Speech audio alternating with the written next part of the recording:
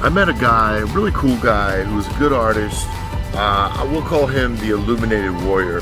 In his opinion, he was illuminated. He had special knowledge. He was trained in the occult.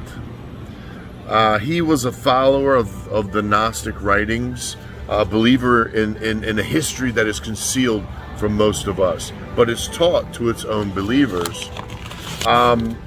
Warrior had personal relationships with beings known or posing as Zeus, Inanna, Marduk, and others. These are spiritual beings. He referred to them as his family. I asked Warrior, are any of them here with you right now? And he smiled at me confidently as he said, aren't they always with us? So I responded, yeah, I guess you're right, because I have one with me now. And I was referring to Jesus.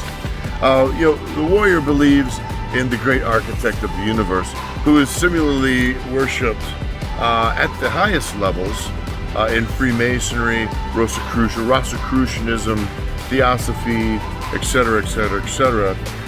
So let me explain. Jesus always throws me into these crazy situations, sometimes very weird.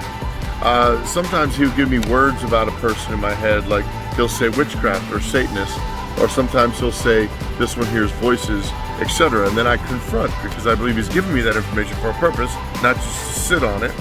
So he gives these for different purposes, sometimes healing, sometimes deliverance, sometimes to give messages, but it's always for the purpose of salvation, always. So not all of these interactions end the way that Jesus wants. We have free will, and he respects our free will. Most of the time, these people choose their own demons, and that's unfortunate because, I meet people that I don't think get addressed or approached by Christians very much. So, who is Warrior? He explains himself as one who has lived forever. He says that he's a god. He is living life as a purging. He's being purged. Trials and tribulations that he must go through because he will report to a panel of ascended masters, or what I consider as lowercase g gods. And ultimately, he's going to become a part of them, or a part of their ascended panel. Okay, so it's sort of like a oneness, or a synchronicity is a word that's being used a lot lately, if anyone has studied that. And it's also the same theme that Star Wars uses for the Force, interestingly enough, for you Star Wars fans. So we had an argument. He says the Bible's inaccurate and has flaws. And first, I don't believe that the Bible has flaws in its original context. I don't. So I counter with, if the Bible has flaws and that makes the Bible inaccurate, Warrior, then wouldn't the inaccuracies of Gnosticism make your belief system invalid?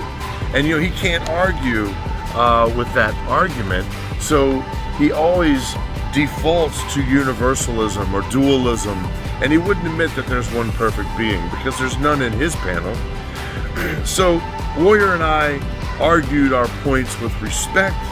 I actually liked the guy, and he was a very talented artist. I mean, he could draw his booty off. I mentioned that the eschatology of both of our belief systems placed our families clashing in the end. And he smiled and he said, I know.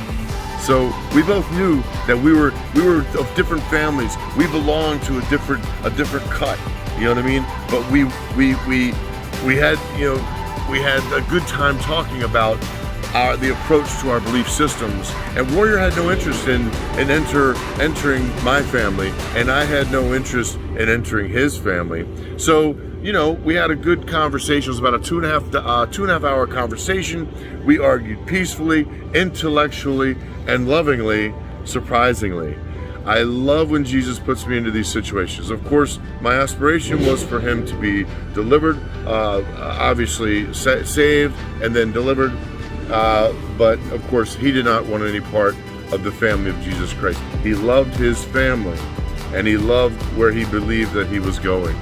So I did my job, and I did it well, and I still love the guy, and he loves me. I've never seen him again.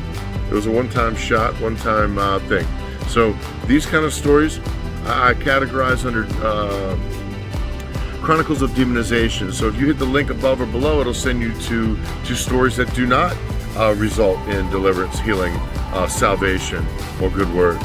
So there are a majority of people that I meet that don't want to take any part of that. So please find that link and go and read more stories like this. And thank you for tuning in to the Truth Project from Salisbury, Maryland. This is Troy. I'm out.